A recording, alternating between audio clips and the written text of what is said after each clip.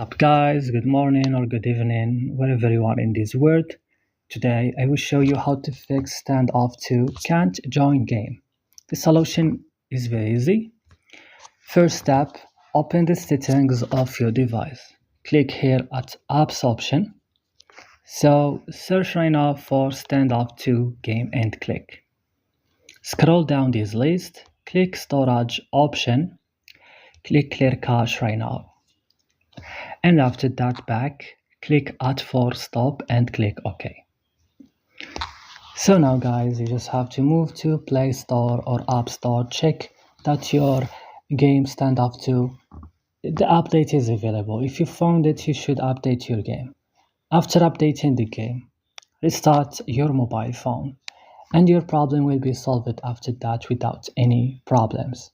So if this video was helpful, don't forget to like and subscribe in this channel, and bye.